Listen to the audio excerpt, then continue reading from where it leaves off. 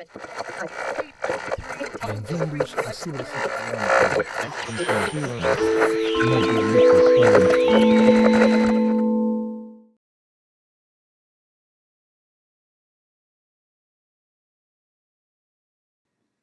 I always felt like people didn't take me as seriously because I was a girl, or questioned whether I made my own music because I was a girl.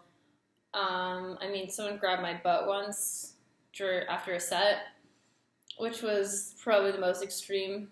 I was wearing my own clothing and I was really comfortable in it, and they kind of told me, like, oh, like, do you have a dress or something that you could wear? And I was like, well, like, I figured it's like my music video. I want to wear what I want. Like, I don't really wear dresses. I don't have a lot of dresses. And they're like, oh, but like, can you just go look for one? And I'm like, okay. So I went and I looked for a dress, and like, it took me so long. And then I pulled out this one that like I never wear, and it's like more like a tablecloth to me.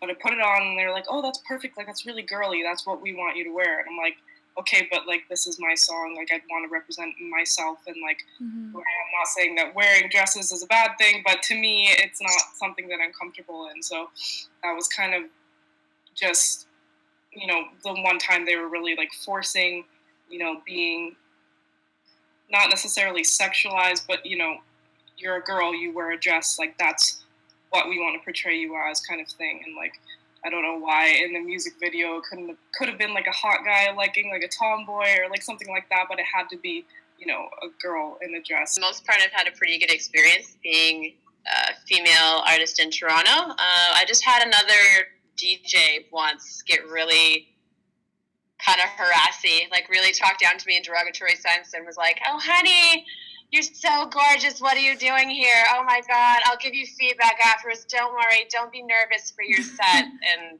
I just laughed because I'm clearly not nervous for my set. Thank you. I got here on my own. Don't need your encouragement. Mm-hmm. But, yeah, it's just kind of, I don't know, it's unfortunate. It's just part of the whole men being men kind of thing that kind of sucked more than anything else. I just thought it was funny in the context because, this person was irrelevant to my experience otherwise. I'd be surprised if a woman in this industry said that she hadn't experienced it truthfully, to be honest. Because what I'm promoting is a learning event to learn how to produce music. So it's just like, do you think I tripped over a makeup brush to get here? Like, I'm not stupid. How do you ask a producer to prove that with a video, that he produced an entire song, like a time-lapse video? Mm-hmm. I personally, as a singer, had people to prove, like, they want to see my voice before they get a SoundCloud link. Like, they want me to prove that I'm the singer. So I'm a physical commodity before my talent or what I contribute. And the same thing goes with DJs, and they expect that because you've got Paris Hilton hiring a dude to twiddle the knobs on the side, and then that sets a precedent for every other female DJ. I've had friends who talk about girls that are producers, and they immediately assume they're not real producers. Like, they're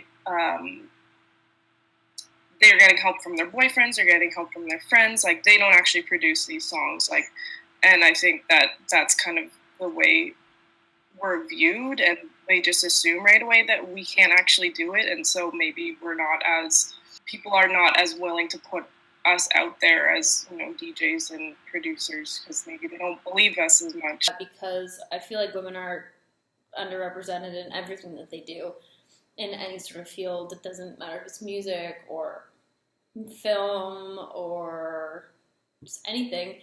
It's funny because, like, when you start at the ground level of any sort of industry, like, at least that I've been in, like, I was in horse riding or even music classes. There's so many women in music classes when you're young, and then as you go up the ladder and you're in bigger things, you realize there's not many girls anymore. But part of the problem is men hold the power of being able to book people. So that is obviously an issue because guys are going to book guys. Like, they're going to book their homies. Like, that's what's going to happen. That's why a bunch of girls and I are doing a DJ workshop on the 18th of April for women and femme-identified individuals, because it's really hard to start learning when you don't feel comfortable. that's how I felt at first. Like, you're not comfortable in a room full of dude bros who are so ready to tell you what you're doing wrong or how you should be doing things or mansplaining things. It's just like, it's not a good environment. It's not fun. Female DJs are definitely the dude bro situation where you've got like something that's supposed to be a party where it's really a convention for male DJs holding an event to get booked at the next convention for male DJs, which sounds really weird, but I mean, I've seen memes for it. It's a thing. Nowadays, like, I hang out with some of the old school DJs that built the rave community for Toronto, and there was so many female DJs because you didn't have social media numbers to boost you up or make you popular or cool to people. You got up there, you played for a crowd, you took them on a journey, and if you sucked, you weren't booked again, right? If people weren't moved by the way you put two records together, you didn't get booked. And there were so many female DJs. I know a lot of them. And now it's just kind of like, it's like YouTube numbers, it's Facebook numbers, it's, you know, who's your boyfriend kind of thing. Like, who are you willing to have sex with? Like, I talked to other female producers. There's not a lot of them in Toronto. And we spend a lot of time waging whether somebody's talking to you because they want a date or they want to hook up with you, and they're just using the common interest to get in that way. They're not actually offering you an opportunity. I think it's part of bro masculinity, having no sense of self-doubt, just like the sheer confidence that if I do this, I'll be good, that women don't seem to have. And I know that's part of just being a woman because we're beaten down so much and told that we can't do things that guys can do. And guys are always built up like, you're a man, yeah, you can do this, it's for you, this is like what we're about, you can do it, bro. So they just, like, they're not as insecure about things as women are, which is not the fault of women. It's the way society is and the way society makes women feel. Like, you're only here to be pretty, you're not here to do things. And that's a big thing. And I think that really drives a lot of women to shy away from pursuing things that they want to pursue because they don't feel welcome. Like, they don't feel like it's for them because we are constantly told, like, computer magazines are put in the men's interest section of most bookstores. Like, that says a lot. Especially in the bass scene, I find like techno seems to have a really good, strong female empowerment movement because it's been around for a lot longer. But being in bass, like dubstep and drum and bass, especially, I find drum and bass has a lot of female DJs, but they're just not getting the exposure that they deserve. And I don't know what stopping women from getting booked in that sense, because they're out there for sure. Like, you have Internet Daughter putting on that workshop soon, which I think is amazing, and like there's so much interest and there's so much there, but there's just, I don't know, we can do the local scene, but getting up into like the next level, I'm not sure what's stopping that, but there's definitely the talent to get there. Like, I've heard a lot of people talk about Rez in a way that's not very nice, and not very nice in the sense, like, well, there's a lot of guys doing the same kind of music as her, but she's this hot 20-year-old girl next door, and they can market her that way.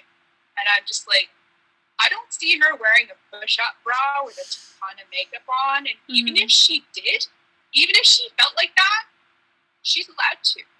Because you can be hot, you can be pretty, you can show your boobs if you want to, and still fit a whole bunch of information into your brain. I think there's been a lot more discussion over it in the last year. Like, I haven't been in the scene for far too long, probably since about 2012, but definitely in the last year that I've been DJing, like the last 3 or 4 months even, it's just become a huge topic of conversation, and there's been more awareness and more women stepping up and just talking about it. Because up until recently, you even mentioned like being a female artist, and it's like, it shouldn't be about gender, you should be a DJ and that should be enough, or you should be a producer and that should be enough, but it's clearly an issue. But now people are starting to talk about it, and especially in Toronto, I find it's been really well received and really well encouraged for more females to step up and, you know, have a voice about it. I've had girls on SoundCloud message me, on Twitter message me saying, hey, like, I want to start a collaboration, like, I want to start a group